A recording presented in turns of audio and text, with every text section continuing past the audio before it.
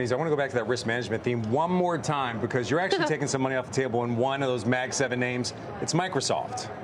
Yeah, I mean, I only had a very small position after the company reported last quarter. I thought the quarter was very good, but the stock has not acted very well. I'm down. I was down about 2%, and I just see, like what Josh just said, like he's looking at some other sectors. Well, I have been adding to some like energy positions. I added to Chevron 3 times. I added to SLB last week. I'm looking at Dow Chemical now. I'm looking at the commodity cycle as well, because I do think it has legs for sure.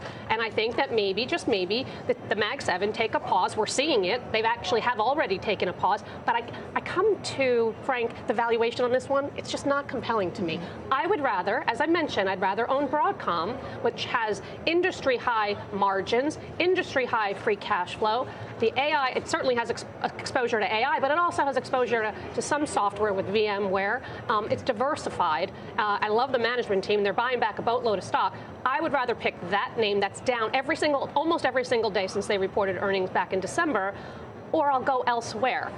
The only 2 Mag 7s that I own now are Meta and Amazon, and I'm frustrated with both of them, to be honest. But I think Meta at a one times peg is too cheap for the growth that you're actually getting and the monetization that you are seeing. It's in terms of time spent, that has been up about 5 to 7% over the last couple of quarters. So that's one I would also take a look at. And then Amazon, I think, you win 3 ways, right? AWS is accelerating, retail is growing like leaps and bounds over anyone else, and advertising up 22%. Those are 3 great businesses. Yeah. And the stock is so frustrating because it's like flat over the last year. So there are other places I'd rather put my money. By the way, you do own Broadcom, maintained as a top pick over at Oppenheimer. Jason, coming over to you. You own Microsoft. What do you make of Steph's points? I mean, she made it a pretty compelling case to sell out of Microsoft. Yeah.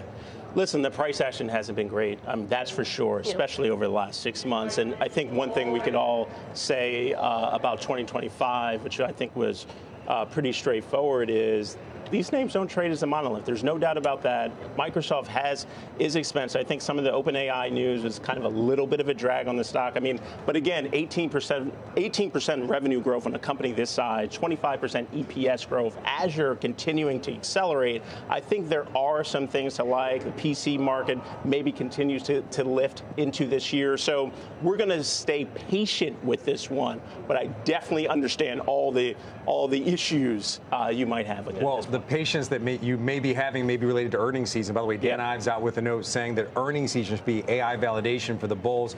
Goes on to say he believes tech stocks are going to have very strong Q4, especially Microsoft, Alphabet, and Amazon. The cloud stalwarts is what he calls them, and that's based on his field checks. Josh, I want to come over to you. Are you expecting a very strong earnings season? And by the way, it kicks off in just under 2 weeks when Meta and Microsoft report on January the 28th. Are you expecting a strong earnings season specifically tied to tech? Yes, because the chips are telegraphing it. So the most, that's like, to me, the most important tell is people are buying these chip names with abandon. The Micron rally, it just tells you that, like, there's not even commentary in the industry about anything having slowed down from last quarter to this quarter. So yeah, I do. I don't know that helps you. We had great earnings. We had great earnings the last time they reported. In the winter, they reported the fall quarter, and a lot of these stocks are not higher. Stephanie points out Amazon and Meta, and it's not a given that you'll get great mega cap tech earnings, and that will somehow mean 12, 13, 14% rallies in these stocks. It didn't work last time. So I don't know how much that helps you, pointing out tech is supposed to have 29% earnings growth this year. Do you know that? The next closest sector is like 14. So there are earnings growth expectations completely off the charts. But everybody knows that. I'm reading you that off a website.